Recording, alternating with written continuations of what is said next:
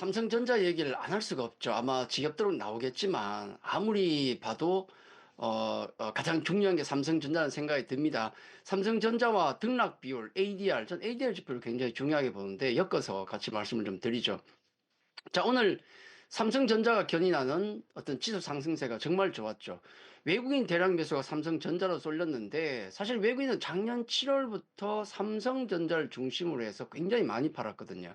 이게 가장 힘든 수급 요인이었는데 자, 삼성전자만 잠깐 떼보겠습니다. 떼서 보면 2022년 말부터 해서 외국인이 매수를 했거든요. 삼성전자를. 그리고 작년 7월부터 해서 그걸 다시 매도를 시작했습니다. 박살났죠, 주가가. 이게 주가를 놓고 보면 2022년 말부터 올라와 시작해서 2024년 7월에 뭉개지는 그 차트 주가와 수급이 정확하게 일치합니다. 그러니까 삼성전자의 주인은 외국인이다. 다행인 점은 뭐냐면 외국인이 작년 말부터 해서 외국인이 작년 말부터 해서 이제 매도세가 조금 약해지고 있다는 거. 거의 다 팔았어요. 2022년부터 매수했던 걸 거의 다 팔았는데 그러다 보니까 매도세가 약해지다 보니까 최근에 바닥을 잡고 문제는 연기금만 조금 사주니까 올라가지를 못하거든요. 그래서 오늘 같은 경우 강력한 외국인 매수가 반가울 수밖에 없었던 겁니다. 자, 그럼 왜 오늘 외국인이 삼성전자를 강하게 매수했을까? 그게 왜 오늘 하필 오늘일까?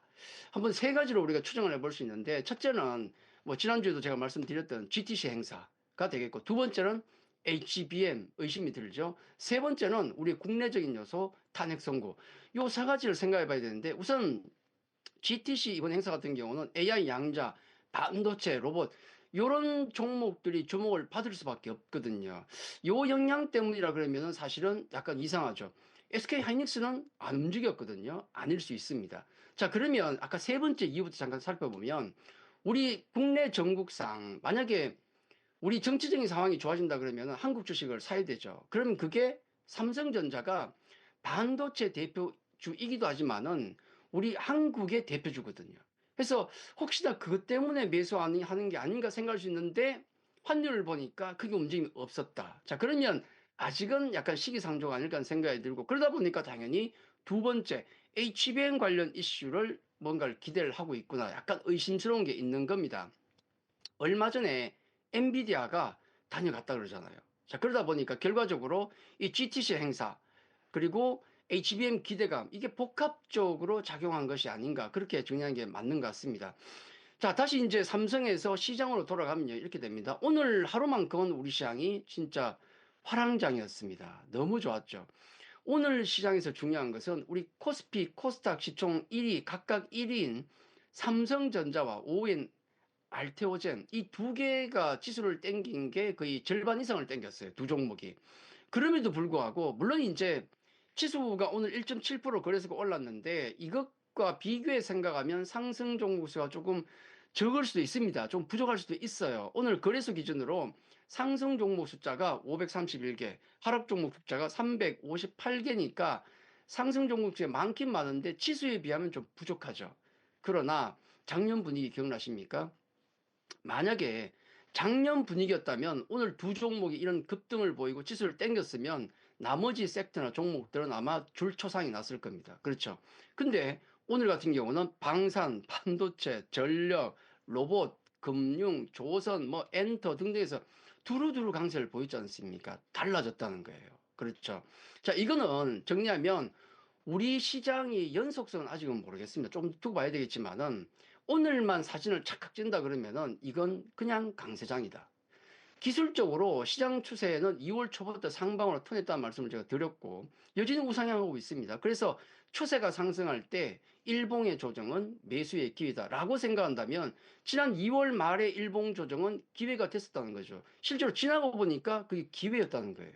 그런 관점에서 보면 시장은 역시 지금 어떤 강한 조정 이후에 상승 추세가 여전히 이어지고 있다.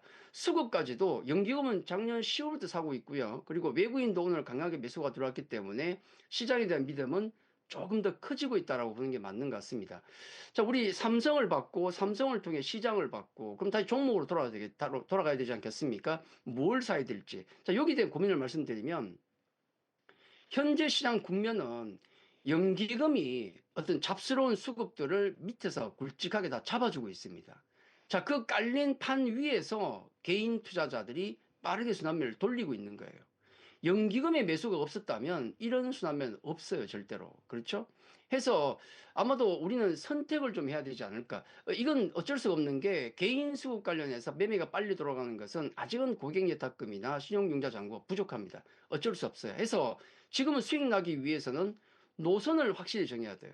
뭐냐면 첫 번째, 연기금처럼 묵직하게 가든지, 연기금은 그런 매매를 하고 있습니다. PR 8배에 사서 10배에 사는 전략. 그냥 큰 종목을 사죠.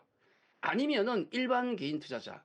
뭐 미국에서도 뭐라고 하긴 하는데 신경 쓸 필요 없어요. 자, 서학개미처럼 빠르게 돌리시든지 이 결정을 해야 된다는 거.